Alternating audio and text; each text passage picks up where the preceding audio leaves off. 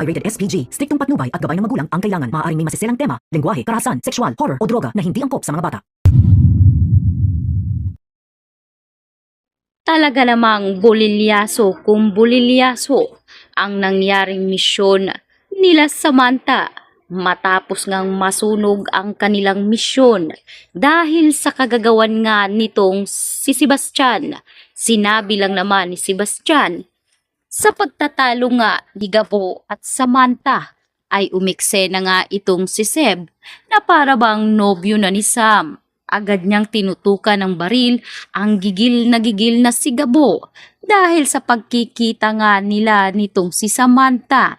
Kaya agad ngang tinutukan ni Seb si Gabo, sabay sabi na baka hindi umano kilala ni Gabo ang kanyang kinakalaban.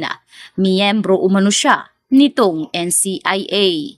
Kaya naman nagkatitigan na lang ang magkakasama sa misyon nila Samantha dahil ang target ay nakatunog rin. Kaya naman hindi na nag-aksaya pa ng panahon si Victor at agad nga itong lumayas na para bang isang bula na naglaho. Hindi umano sila pwedeng matunugan ng mga pulis dahil malaking transaksyon nga ang kanilang kahaharapin kay Mr. Chan. Kaya si Mr. Chan ay agad nga umexit na para bang walang nangyari. Kanya-kanya na ng takbo para maisalba ang kanilang sarili. Habang hindi naman paaawat itong si Gabo, agad niyang hinabol ang sasakyan nitong sila Victor dahil inaasahan pa naman nitong si Papsi na matatapos ni Gabo ang misyon at madadala nga ni Gabo itong si Victor Zafra sa miyembro ng Anino. Ngunit hindi nga naging madali ang naging misyon ni Gabo sapagkat sa pagkakataong iyon magkakampi na sila ni Sam. Pinilit ni Sam na mahabol si Victor, maging itong si Mr. Chan na naging tulay para makita nga ang mga Zafra ay hindi rin pinalampas ni Samantha. Kaya naman sa pagkakataong ito ay todo nga ngayon awat itong si Gabo para hindi nga masunog ang kanilang misyon. Ngunit itong si Gabo ay nakatunog na isa pa lang miyembro ng pulis si Samantha. Kaya agad-agad ay sinabi nga nitong si Gabo na walang panahon ito para makipagtalo sa dalaga. Ngunit itong si Samantha ay talaga namang inawat niya pa itong si Gabo. Sabay sabi na wag umanong pakikialaman ang kanilang misyon. Trabaho umano ito ng mga pulis. Ang hindi alam nitong si Samantha ay kabilang si Gabo sa organisasyon ng Anino na nagtutodas sa mga malalaking sindikatong nagpapalubog ng bansa. Kaya sa pagkakataong ito ay kanya-kanya na ng laban si Samantha at Gabo para maputumba ang kanilang iisang misyon. Tinulungan nga ni Gabo ang dalaga dahil ito pa naman ang pinakamalaking misyon sana na hahawakan ni Samantha na hindi nga pwedeng mabulilyaso. Ngunit tila malabo ang pagkakataon.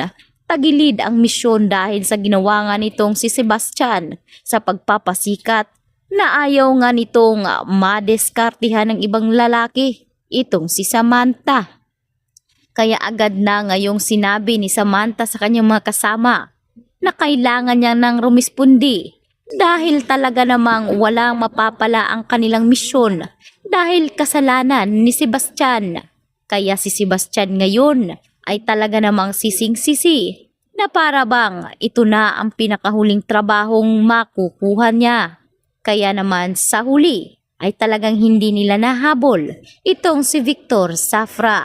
Marami sa mga tauhan ni Victor ang talagang nakipagbakbakan para makatakas ang kanilang amo. Kaya naman sa pag-uwi nga ni Samantha sa kanilang unit ay nag-aabang na nga ang mapanira na itong si Pia.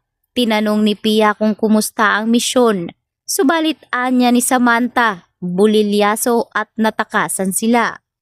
Sinisisi ngayon ni Samantha itong si Sebastian. Kung hindi nga lang sumigaw itong si Sebastian na kabilang sila sa grupo ng NCIA, ay malamang nahuli na nila itong si Zafra. Marahil ngayon ay nagdodoble ingat na ang mga Zafra dahil natunugan nga nila na minamanmanan sila ng mga pulis at mabangong mabango ang kanilang pangalan. Kaya malabo pa ang pagkakataon kung saan nila pwedeng hagilapin ang susunod na transaksyon ng mga Zafra dahil malaking isda umano ito at mahihirapan na sila na kunin pa ang pagkakataon lalo pat nadali itong si Mr. Chan. Kaya naman itong si Pia ay talaga namang nangliliit sa sarili ni Sam. Kaya hindi lang kay Pia lagot itong si Sam kundi sa kanya na ring amang si Ricardo.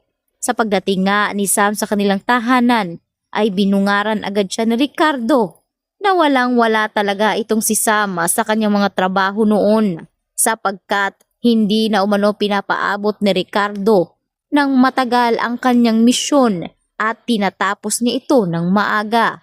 Kaya naman itong si Samantha ay wala talagang maipagmamalaki, palpak at siguradong hanggang dyan na lang ang magiging ranggo ng dalaga. Todo kampi naman itong asawa ni Ricardo. Sabay sabi na wag umanong mamaliitin na Ricardo si Samantha. Baka hindi lang ito ang tamang pagkakataon. Kaya wag umanong magpakampante si Ricardo dahil baka mahigitan pa ni Samantha ang ginagawa nga nitong si Ricardo noon. Kaya nagtalo na naman ang mag-asawa dahil sa sinabi nga nitong si Osabel.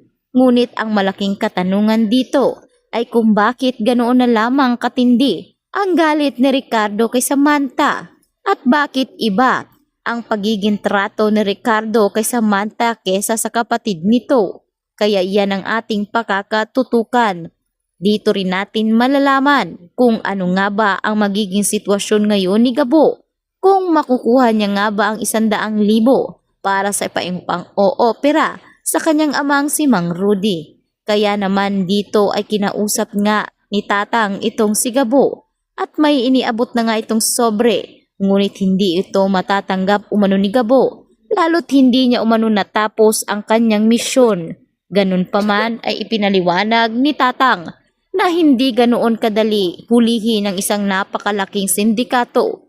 Kaya ang paunang bayad ay para ito kay Gabo dahil hindi rin biro ang hirap na dinanas nito. Siguradong mahuhuli din ni Gabo itong si Victor Zafra. Hindi man ngayon, baka sa susunod na araw. Kaya sinabi ni Tata ang kay Gabo na tanggapin na umano nito ang sobre ng pera. Siguradong malaking tulong ito para sa kanyang amang si Rudy.